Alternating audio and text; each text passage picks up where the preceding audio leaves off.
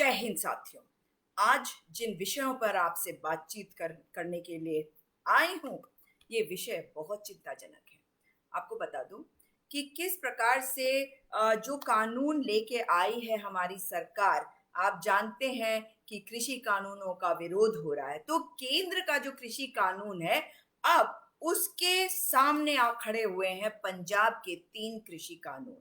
और वहाँ के मुख्यमंत्री अमरिंदर सिंह जो हैं, उन्होंने कहा है कि मैं इस्तीफे से नहीं डरता।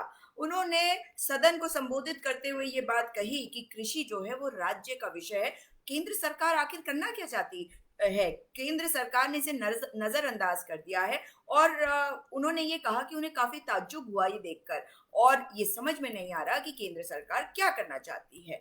तो इसके लिए एक प्रस्ताव, उसके विरोध में एक प्रस्ताव पारित किया गया। और ये सारा जो विरोध प्रदर्शन हो रहा है, इसी के बीच में न केवल ये प्रस्ताव पारित किया गया, परंतु आपको बता दूं कि उन्होंने ये भी कहा है कि मैं इस्तीफे से नहीं डरता। मुझे अपनी सरकार के बर्खास्त होने का डर नहीं, लेकिन मैं किसानों को परेशान या बर्बाद नहीं होने दूंगा।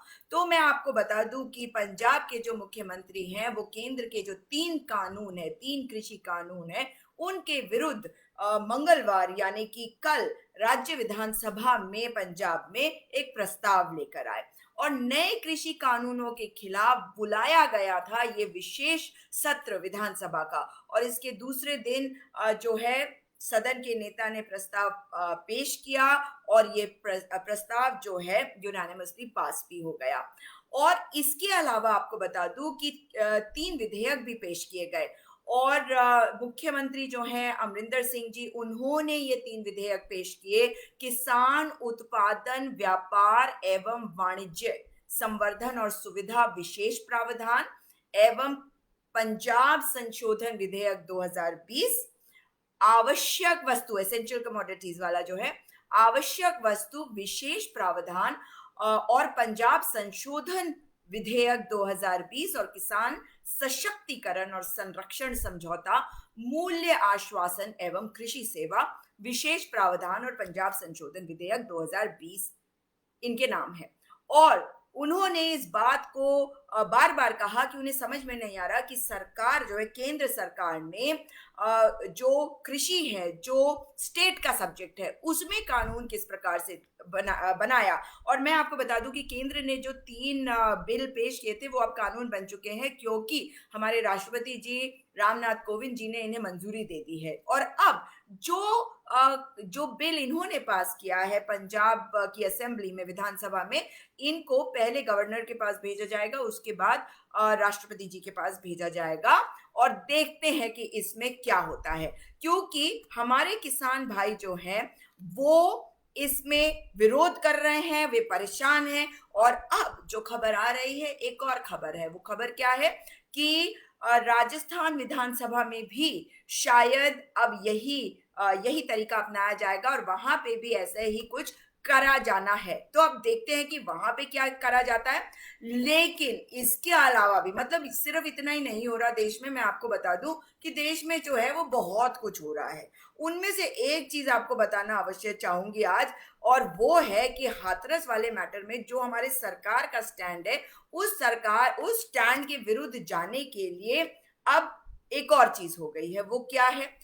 वो ये है कि जो 2 डॉक्टर्स हैं हाथरस वाले केस में, जो अलीगढ़ मुस्लिम यूनिवर्सिटी के डॉक्टर्स हैं, उनके विरुद्ध कार्रवाई हुई है। आप कहेंगे कैसी कार्रवाई हुई है? तो आपको बता दूं कि उनको घर बैठा दिया गया है, उनको कहा गया है कि आप छुट्टी पे चले जाएं। जी। तो ये जो किया है, ये उत्तर प्रदेश की सरकार ने किया है। क्यों किया है? क्योंकि आपको याद होगा कि हाथरस वाले मैटर में जो एडीजी लॉ एंड ऑर्डर है, उन्होंने क्या कहा था? उनका ये कहना था कि वो क्या है? उनका कहना था कि कोई रेप नहीं हुआ, जबकि ये जो 2 डॉक्टर्स हैं, इनका कहना है कि मतलब जो वो कह रहे हैं वो गलत है। अब मैं आपको उनके बारे में भी थोड़ा बताना चाहती हूँ। जवाहरलाल नेहरू मेडिकल कॉलेज के डॉक्टर हैं, वहाँ की एफएसएल रिपोर्ट के बारे में ये कहा गया कि उसकी कोई वैल्यू नहीं है और मतलब इनको अब छुट्टी पे चले जाने की ज़रूरत है, उनकी जो सेवाएँ हैं, उनकी ज़रूरत अब नहीं है। और इनका नाम है डॉक्टर अज़ीम मलिक और इसके अलावा उबैद हक एक और डॉक्टर हैं, उनको भी उसी प्रकार का एक और जो पत्र है, चिट्ठी है, वो दिया गया है। और ये कौन से डॉक्टर हैं? इन्होंने अटेस्ट किया था जो मेडिको लीगल केस है उस बच्ची का, हाथरस वाली बेटी का, उसकी अटेस्टिंग जो है डॉक्टर हक ने करी थी। और आपको जैसा कि मैं पहले भी बता चुकी हूँ कि एडीजी लॉ एंड ऑर्डर जो है, जिनका नाम आपको मैं बार-बार याद कराना चाहती हूँ, प्रशांत कुमार, उन्होंने कहा कि उस बेटी के साथ कोई अपराध नहीं हुआ बलात्कार जैसा। उन्हें शायद बलात्कार का डेफिनेशन भी नहीं पता है, मगर बड़े शर्म की बात है कि उन्होंने इस तरह से की बात करी है। और जो डॉक्टर मलिक है, उनका ये कहना है कि जो एफएसएल की के लिए जो सैंपल्स, जो फोरेंसिक के लिए जो सैंपल इकट्ठे करे गए थे, वो उस बेटी के बलात्कार के 11 दिन के बाद लिए गए थे। और जबकि सरकार के जो गाइडलाइंस है, उसके हिसाब से जो घटना घटती है, उसके 96 घंटे बाद तक ही कोई फोरेंसिक एविडेंस उस बच्ची के शरीर पर मिल सकता था या किसी के भी शरीर पर मिल सकता है।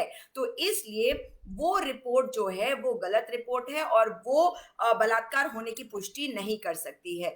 और ये बता दूं आपको कि मंगलवार की सुबह यानी कि कल की सुबह डॉक्टर मलिक और डॉक्टर हक को ये चिट्ठियां दी गई। सीएमओ इंचार्ज जो है डॉक्टर साद जैदी, उनके उस पे हस्ताक्षर है। उन्होंने ये कहा कि मुझे ये बताया गया है कि आपको इन्फॉर्म कर दूं कि वाइस चांसलर जो है प्रोफेसर तारिक मंसूर, उन्होंने फोन पे मुझे 20 अक्टूबर 2020 को 11:14 पर ये कहा कि आपकी जो अपॉइंटमेंट है मेडिकल ऑफिसर इमरजेंसी और trauma Jawaharlal Nehru medical college and hospital में, उसको अभी इमीडिएट इफेक्ट के साथ उसे रिजेक्ट करा जाता है। आपको आके अपनी सेवाएं देने की आवश्यकता नहीं है। तो उन्होंने ये कहा, जब उनसे बातचीत करी गई तो उन्होंने कहा कि उन्होंने किसी भी डॉक्टर को सस्पेंड नहीं किया है हाथरस के मामले को लेकर, बल्कि ये किसी और कारण से हुआ है। और कुछ डॉक्टर्स जो हैं उनको कोविड हो गया था, तो ये वाले जो 2 डॉक्टर्स हैं ताकि इनको इनको रखा गया था काम पे ताकि वो वैकेंसीज को ये फिल अप कर सके, इसलिए इनको हटा दिया गया। तो ये सारे एक्सक्यूजेस अभी दिए जा रहे हैं, जबकि डॉक्टर हक का ये कहना है कि उनको आखिरी जो पेमेंट मिली थी, उनकी सैलरी, वो अगस्त के महीने में हुई थी और इस वजह से उनको अपॉइंट किया गया था क्योंकि उनके सीनियर्स की तबीयत ठीक नहीं थी। लेकिन जो कुछ हो रहा है उससे साफ है कि सरकार किस जगह पे आके खड़ी हो गई है। इसके अलावा जो मैं आपको तीसरी खबर बताने जा रही हूँ, वो ये है कि हमारी सरकार के पास पैसा ही नहीं है। पता है आपको कहाँ जा रहा है पैसा? ये मत पूछिएगा, पैसा नहीं है। और मैं ये क्यों कह रही हूँ? क्योंकि अब फौज को कहा गया है कि बहुत सारे जो नए रूल्स बनाए गए हैं, नए नियमों के अनुसार पैसों की बचत करने की जरूरत है, जो मटेरियल रिसोर्सेज है उनकी बचत करने की जरूरत है। इसलिए जो आर्मी डे परेड होता था या टेरिटोरियल आर्मी डे परेड होता था, वो सारे के सारे जो है अब नहीं होंगे। जो आप हमेशा हम बैंड्स के बारे में बात करते हैं ना, सेना के बैंड के बारे में, तो ब्रास बैंड, क्वार्टर गार्ड्स, जो इंडिविजुअल ऑफिसर्स के मेस होते हैं, जो सीएसडी कैंटीन होते हैं जहाँ पे मतलब जैसे आपके शहर में होगा जो पीस स्टेशन कहलाता है, उन सबको बंद करने का प्रपोजल है। और ये कहा जा रहा है कि इसके बारे में एक रिपोर्ट जो है वो तैयार करी गई है और पैसे की बचत करने के लिए। समझ में नहीं आ रहा कि देश का 150 किलो से ज्यादा सोना जो है वो 150 टन से ज्यादा सोना जो है वो गिरवी रखा गया है और मतलब हर चीज को बेचा जा रहा है। पिछले 76 77 78 सालों में 76 77 76 मतलब आप समझ लीजिए कि 70 साल से कम मान लीजिए, मगर जो कुछ हमने बनाया वो सब कुछ बेचा जा रहा है। अब वो सब कुछ बेचा जा रहा है तो आप मुझे बताइए कि ये पैसा जा कहाँ रहा है? क्या केवल भारतीय जनता पार्टी के जो ऑफिसेज़ हैं वो बन रहे हैं और पैसा उनके पास बेइंतहा आ रहा है, पर देश के पास पैसा नहीं है? हमारा कंसोलिडेटेड फंड जो है रिजर्व बैंक का, वहाँ से पैसे निकाले जा रहे हैं। तो बहुत सारी चीज़ें जिसके बारे में आपको सोचने की ज़रूरत है, और इस बारे में जब आप सोचते हैं तो ये मत सोचिए कि आप किस पार्टी के साथ हैं, क्योंकि ये देश का सवाल है, आने वाली पीढ़ियों के लिए हम क्या छोड़ के जा रहे हैं। तो सरकार से सवाल करना आपको भी ज़रूरी है, और ये बहुत चिंता का विषय है कि भारतीय जनता पार्टी जो आज आप देख रहे हैं कि किस प्रकार से रैलीज़ हो रहे हैं, चुनाव हो रहे हैं, उसमें खर्चे हो रहे हैं कैंपेनिंग में, मगर देश की सेना को कहा जा रहा है कि आपको कटौती करनी पड़ेगी, जो बहुत ही दुखद विषय है। सोचिएगा इस बारे में, देश सबसे पहले होता है, याद रखिएगा।